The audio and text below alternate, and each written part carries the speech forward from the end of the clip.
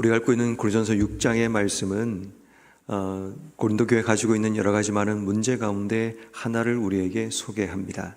특별히 오늘 본문에는 그들 안에 일어나는 다툼, 또 이 다툼으로 인해서 세상 법정에 나가 재판을 받는 그들의 모습을 지금 고발하고 있는 겁니다. 교회도 사람이 살아가고 사람이 모이는 공간이다 보면 이 안에서 보이지 않는 갈등과 다툼이라는 문제가 일어나게 되죠. 그런데 문제는 이 갈등과 다툼의 문제를 풀어내는 방법이 우리가 익숙하지 않다 보니까 처음에는 감정이 격해서 서로 말과 행동으로 서로 다투다 보면 나중에는 옳고 그름을 시시비비를 가리고 싶은 그런 마음이 생겨나다 보면 결국은 누군가에게 판단을 받기 원합니다. 그런데 결국 교회 안에서 서로 이해 당사자가 서로 있다 보니까 결국 그 판단을 교회 안에서가 아닌 영적인 방법으로 풀어내는 것이 아닌 세상적인 방법으로 세상의 권세자들 재판장에 가서 그런 심판과 또 판결을 받는 그런 일들이 그 당시에도 일어났던 것 같습니다. 오늘날 교회 안에서도 그런 일들이 꽤 많이 일어나게 되죠. 처음에는 교회 안에 시작되었던 갈등들이 총회로 보내져서 총회 안에서 여러 가지 재판이라든지 이런 결과를 얻기를 원하지만 또 그것이 마음에 들지 않고 불복하게 되면 세상 법정으로 그것을 가지고 가서 교회 안에 이제 고소 고발이 세상의 법정에서 판단받는 그런 일들이 일어나게 됩니다. 그래서 오늘 성경 말씀은 그러한 교회 안에 일어나는 갈등과 이 분쟁을 풀어내는 방법에 있어서 사도 바울이 지금 고린도 교회를 향해 경고하고 있는 메시지라고 볼 수 있습니다. 특별히 오늘 본문 2절 말씀에 보면 이 성도라는 우리의 존재가 어떤 존재인가를 먼저 설명하면서 우리가 세상을 판단해야 될 자인데 너희가 어떻게 해서 세상 가운데서 판단을 받는 자가 되느냐라는 이야기를 합니다. 오늘 본문 6절 말씀에 보면 이 불의한 자 앞에서 고발하고 라는 말을 6절 말씀 믿지 아니하는 자들 앞에서 하느냐라고 이야기합니다. 다시 말해 그들은 영적인 것을 분별하지 못하는 자이고 그 당시에는 뇌물 같은 것이 굉장히 많이 있어서 판결이 굽게 되는 그런 일들이 많이 일어났던 것 같습니다. 그런 상황 가운데 세상 법정 앞에 모든 것을 맡겨놓고 영적이지 않는 사람들의 입술, 믿지 않는 자들의 입술을 통해 그 모든 것을 판결받는 것은 옳지 않다라는 것을 이야기합니다. 그러면서 이제 또 한 가지를 설명하기를 9절 이하의 말씀에 보면 그렇게 너희가 주어진 삶을 살아가는 것은 하나님 나라의 유업과도 연결된다라는 이야기를 합니다. 그래서 9절 말씀에 보면 불의한 자가 하나님 나라를 유업으로 받지 못할 줄을 알지 못하느냐라고 이야기하며 그 당시 고린도 교회 안에서 일어나고 있던 여러 가지 많은 문제들을 지금 여기서 이야기합니다. 9절 뒷 가운데 보면 음행하는 자들, 우상 숭배하는 자들, 간음하는 자들, 탐색하는 자들, 남색하는 자들, 도덕 그리고 탐욕을 부리는 자들, 술 취하는 자들, 모욕하는 자들, 속여 빼앗는 자들, 이 모든 자들이 하나님 나라를 유업으로 받지 못한다라는 이야기를 지금 말하고 있는 겁니다. 다시 말해 우리 성도들에게 가장 중요한 것은 하나님 나라의 유업이죠. 우리가 성도로 부름받아서 하나님의 역할을 감당하며 주신 사명을 감당하는 것은 결국 이 땅에서 우리의 삶이 하나님 나라를 살아내는 것이고 우리 주변을 하나님 나라로 만들어가는 것이고 결국 궁극적으로 우리의 삶이 하나님 나라, 미래에 주어질 하나님 나라, 영원한 천국에 들어가는 것이 성도들에게 가장 중요한 일이 됩니다. 그런데 문제는 하나님 나라를 유업으로 받지 못하는 그런 일들이 우리의 삶 속에 일어난다는 겁니다. 다시 말해 우리가 믿고 있다고 생각하지만 하나님 나라가 아직 우리에게 현실이 아니라면 이 하나님 나라에 대한 생각을 늘 잊지 말아야 됨을 우리에게 말씀하고 있습니다. 다시 말해 오늘 본문의 이야기를 자세히 읽어보면 단지 다툼과 갈등의 문제를 이야기하고 어떻게 해야 된다는 윤리적이고 도덕적인 교훈을 주는 메시지처럼 그냥 읽으면 그렇게 느껴지지만 오늘 성경 말씀을 제대로 자세히 정확하게 읽으면 그런 내용이 아닙니다. 오늘 본문을 제대로 읽으면 성도가 어떠해야 되는가에 대해서 우리에게 설명하고 있는 내용입니다. 다시 말해 공동체 안에 살아가는 성도가 누구인가? 성도가 어떻게 주어진 삶을 살아가야 되는가? 그 이야기를 사도 바울은 지금 우리에게 교회 안의 문제 하나를 가지고 지금 설명하고 있습니다. 그러므로 오늘 우리가 이 말씀을 통해 기억해야 될 우리의 정체성 세 가지를 우리는 본문을 통해 기억해야 합니다. 첫 번째, 우리가 성도라는 것을 잊지 말아야 합니다. 성도라는 것은 거룩한 무리라는 의미이죠. 다시 말해 오늘 본 말씀의 2절 말씀에 성도가라는 말로 이제 사도 바울이 이 편지를 보내고 있는데, 아마도 사도 바울은 이제 이것을 통해 에클레시아, 성도, 부름받은 무리라는 이 의미를 설명하려고 하는 것 같습니다. 세상 속에 섞여 살아가고 있지만 성도라는 존재는 부름받은 존재, 구별된 존재라는 사실을 그들에게 명확하게 설명하려고 합니다. 세상 속에 섞여 살아간다고 우리가 그냥 똑같은 존재가 아니라 하나님께서 우리를 세상 속에서 불러내어 구별된 존재, 이게 바로 거룩한 무리라 불려지는 교회라는 것, 성도라는 것을 우리에게 말씀하고 있습니다.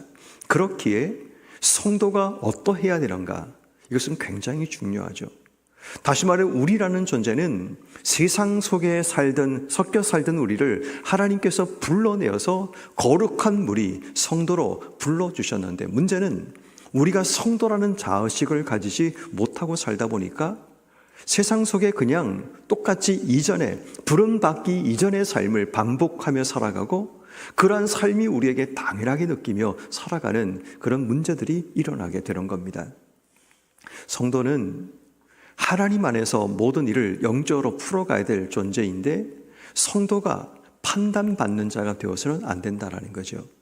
세상을 판단하고, 오늘 보면 3절 말씀에 보면 우리가 천사를 판단할 것을 알지 못하느냐라고 얘기합니다. 세상을 판단하고 천사를 판단해야 될 우리라는 존재가 세상의 판결을 받기 위해 그들 앞에 나간다면 우리가 누구에게 속한 자냐라는 겁니다. 부름받아 하나님이 거룩하게 세우신 우리라는 존재가 지금 누구의 판결을 받기 위해 머리를 내밀고 그들 앞에 서 있는가? 우리에게로 오직 하나님 외에는 판결할 자가 없는데, 하나님의 판결을 받기 위해 서야 될 자들이 세상의 판결을 받기 위해 고소 고발을 그렇게 던지면서 서로 간에 옳고 그름을 시비를 가르고 있는 우리의 모습을 지적하고 있는 겁니다. 오늘 성경 말씀은 11절 말씀에 성도가 어떤 자인가를 이렇게 설명하죠. 너희 중에 이와 같은 자들이 있더니, 이 말은 앞에 나오는 9절, 10절 말씀을 설명하는 겁니다. 예전에 너희가 이와 같은 삶을 살았다라는 겁니다. 그런데 성도로 부름받은 우리는 어떤 존재인가 하면 주 예수 그리스도의 이름과 우리 하나님의 성령 안에서 씻음과 거룩함과 의롭다 하심을 받았다라고 말합니다. 이게 바로 성도라는 겁니다. 과거에 우리의 죄 가운데 있던 우리의 삶이 과거의 우리의 삶이 씻음 받은 존재, 그리고 의롭다 하심, 그 결과 현재 우리의 삶이 법적으로 이제 의롭다 하심이라는 칭의가 우리의 삶 속에 주어진 현재의 삶이라는 거죠. 그리고 우리가 만들어갈 미래의 삶은 거룩함으로 채워가야 될, 성화된 삶을 살아가야 될 존재, 이게 바로 성도라는 존재의 모습이라는 겁니다. 다시 말해 우리가 매일마다 주신 삶을 살아갈 때 우리는 하나님의 판단을 받는 존재, 그리고 우리가 누군가를 판단해야 될 하나님의 사람이란 사실을 기억한다면, 우리가 세상의 판결을 받기 위해 우리의 삶을 세상 법정 앞에 우리의 문제를 던지는 것이 아니라 오직 우리의 모든 문제는 하나님의 판결을 받고 영적으로 풀어가야 될 존재라는 사실을 잊지 않는 것, 이게 바로 성도, 거룩하게 부름받은 무리, 거룩한 길을 걸어가는 하나님을 따르는 무리, 이게 바로 성도라면 결국 성도와 교회는 반드시 우리가 어떤 존재인가를 기억해야 되죠. 세상 속에 불러내어 거룩하게 구별된 존재가 성도라면 성도는 구별된 길, 구별된 삶을 살아가야 된다는 것, 우린 잊지 않고 살아가야 됩니다. 오늘 하루 삶을 살아가면서 어디에 있든 무엇을 하든 내가 성도라는 사실, 우리를 향한 하나님의 씻음과 의롭다 하심과 우리를 거룩하게 하신 그 하나님을 기억하여 우리의 삶이 오늘도 거룩함으로 주신 삶을 살아내는 복된 성도의 삶이 되기를 주의 이름으로 축원합니다. 두 번째는 우리의 정체성을 소개하기를 너희가 형제라는 것을 잊지 말라라고 소개하고 있습니다. 형제라는 단어입니다. 오늘 성경 말씀에 반복해서 사도 바울은 5절 그 형제 간의 일을 판단할 만한 지혜 있는 자가 이같이 하나도 없느냐. 6절 형제가 형제와 더불어 고발할 뿐 아니라 믿지 않는 자들 앞에서 하느니라. 8절 너희는 불의를 행하고 속이는구나. 그는 너희 형제로다. 다시 말해 우리가 지금 싸우고 있는, 우리가 고소하고 고발하고 있는 바로 그 자들이 우리의 형제라는 겁니다. 형제의 일을 밖에 있는 세상 사람들에게 말을 하고 그들의 판결을 받고 지금 내가 싸우고 지금 내가 미워하고 지금 내가 갈등을 만들어내고 있는 바로 그런 자들이 우리의 형제라는 겁니다. 형제라는 것은 피를 나눈 혈육을 의미할 뿐 아니라 하나님과 함께 교제하며 살아가는 영적인 공동체라는 것을 우리에게 말씀하고 있습니다. 가끔씩 우리는 흑화되다 보면 지금 내가 누구인가를 자주 잊어버리고 살아갑니다. 성도라는 사실도 잊어버리고 형제라는 사실, 그리스도 안에서 우리가 한 형제가 되고 한 가족이라는 사실도 있다 보니까 어느 순간 우리가 어떤 목적, 어떤 목표, 어떤 이익에 꽂혀서 뭔가를 하다 보면 결국 우리가 우리의 정체성을 잃어버리는 그런 일들이 일어나게 됩니다. 그때마다 여러분 우리는 늘 마음속에 잊지 말아야 될 중요한 한 가지, 지금 내가 싸우려고 하고 있는 자들이 나의 형제라는 것. 형제의 일들을 세상의 형제가 아닌 자들에게 판단받기 위해 가는 것은 결국 우리 전체의 부끄러움과 수치가 된다는 것을 잊지 말아야 됩니다. 그런데 어느 순간 우리는 교회 안에서 지체, 형제라는 의식을 어느 순간 잊어버리고 있죠. 다시 말해 본질이 무너지니까 다 무너지는 겁니다.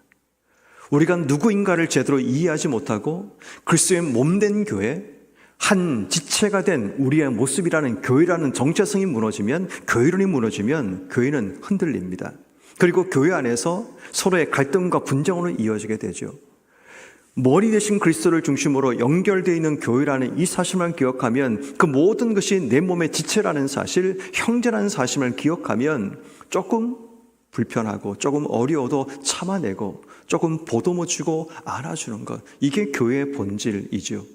근데 어느 순간 교회들은 우리가 누구인가를 잊어버리고 마치 세상의 이익 집단처럼 교회가 추구하는 이익과 목적에 따라 서로를 판단하고 서로를 정죄하고 서로와 싸우고 갈등하면서 교회의 본질이 무너지고 있음에도 불구하고 우린 자주 우리가 교회라는 사실을 잊어버린 채 마치 어떤 시장적인 특별한 목적을 가지고 모인 집단처럼 그렇게 여기며 행동할 때가 있습니다. 그래서 여러분 다시 한번 우리는 고린도서를 읽으면서 우리가 누구인가를 잊지 말고 기억해야 됩니다. 우리는 교회이고 성도이고 우리가 바로 형제라는 겁니다. 이 사실만 제대로 기억하면 형제 허물과 수치 덮어줘야죠. 부끄러운 그들의 모습이 우리의 마음을 아프게 하고 힘들게 하지만 아픈 손가락 잘라낼 수 없지 않습니까? 함께 끌고 가고 함께 안아주고 함께 가는 것, 그게 바로 교회 아닙니까? 그런데 우리는 시장 법정처럼 마음에 들지 않으면 쳐내려고 합니다. 잘라버리려고 합니다. 이 사람 필요 없다고, 목적이 없다고 우리는 그 사람을 제거하려고 할 때가 있습니다. 그렇지 않습니다. 허물이 많고 또 때로는 부족함이 있더라도 우리가 함께 끌고 가는 겁니다. 그게 바로 알곡과 가라지의 비유인 거죠. 우리가 그렇게 가라지도 함께 자라게 하는 것은 결국 알곡에게 필요한 부분도 있기 때문인 거죠. 예수님께서 가룟 유다가 배반할 걸 아셨지만 함께 끌고 가신 이유는 그럼에도 불구하고 끝까지 주님은 그들을 향해 사랑하신 거죠. 왜? 형제이기 때문입니다. 그러므로 여러분, 우리가 오늘도 하루 삶을 살아가면서 형제라는 사실, 내 주변 사람들이 그리스도 안에서 형제라는 사실, 우리가 그 사실을 기억하며 우리가 서로를 품어주고 서로를 안아줄 수 있는 우리의 삶이 되어야 합니다. 그리고 마지막 한 가지, 우리의 정체성은 하나님 나라를 유업으로 받는 자입니다. 오늘 성경 말씀인 9절 이하의 말씀처럼 우리가 하나님 나라를 유업으로 받아야 될 자, 이것이 받지 못하는 것이 우리에게 얼마나 큰 문제인가를 기억해야 됩니다. 성도의 최종적인 목적은 하나님 나라를 유업으로 이어가는 겁니다. 우리가 창세기를 통해서 아브라함과 이삭과 야곱, 그들을 통해 계속 말씀하고 있는 것은 그들이 가나안 땅을 유업으로 이어받기 위해 그들에게 모든 삶의 여정이 시작되는 것처럼 우리의 삶도 마찬가지입니다. 비록 이 땅에 발을 딛고 살아가지만 하늘에 심겨진 하나님의 사람들인 우리는 늘 돌아가야 될 하나님 나라가 있고 그 나라를 유업으로 얻기 위해 이 땅의 삶을 살아갑니다. 다시 말해 우리에게는 하나님 나라를 유업으로 받는 자라면 영적인 것과 육적인 것에 대해서 제대로 분별하는 지혜가 필요합니다. 하나님 나라가 이 땅 속에 육적으로 임하는 것이 아니라 영적으로 임하는 것이라면 늘 우리는 영적인 가치를 붙들고 주신 삶을 살아가야 합니다. 그렇게 여러분 우리는 이 땅 속에 땅을 딛고 살아가고 땅에서 인생의 삶을 살아가지만 우리는 하나님 나라의 방식으로 살아가야 되고 하나님 나라의 열매를 추구하며 이 땅의 삶을 살아가야 되고 하나님 나라의 정체성을 잊지 말고 주신 삶을 살아가야 되는 것, 이것이 바로 하나님 나라를 유업으로 받는 자들의 삶이어야 된다는 겁니다. 근데 마치 우리는 하나님 나라가 없는 것처럼 땅의 나라가 우리 인생의 전부인 것처럼 그렇게 살아가는 그런 삶을 살아간다면 다시 돌아봐야 됩니다. 내가 누구인가라는 겁니다. 가장 본질적인 것, 나의 정체성만 흔들리지 않으면 우리는 우리의 삶이 흔들리지 않을 수 있습니다. 아무리 많은 것이 내 삶 속에 들어와도 내가 누구인가? 내가 어떻게 살아야 되는가? 내가 어디로 가야 되는가? 이 가장 기본적인 본질만 흔들리지 않으면 어떤 삶의 자리에 던져져도 우리의 삶이 넘어지지 않습니다. 그런데 문제는 자꾸만 물질적인 것들이, 세상적인 높은 자리가, 또 내게 주어지는 달콤한 이익들이 우리의 정체성을 흔들다 보니까 우리가 성도라는 것, 내 주변 사람들이 형제라는 것, 그리고 우리가 하나님 나라를 유업으로 받는 자들이라는 것, 이 사실을 잊어버린 채 살다 보면 달콤하고 자극적이고 쾌락적인 것에 우리의 삶을 다 잃어버리는 그런 안타까움이 생겨나게 됩니다. 그러므로 여러분, 오늘 하루 주신 삶을 살아갈 때 나는 성도라는 것, 그리고 지금 내가 갈등하고 있는 바로 그 자들이 형제라는 것, 그리고 나는 하나님 나라를 유업으로 받는 자라는 것, 이 세 가지 정체성만 꼭 기억하고 주신 삶을 살아감을 통해 오늘도 믿음 안에서 모든 삶의 자리 승리하는 여러분 모두가 되기를 주의 이름으로 축원합니다.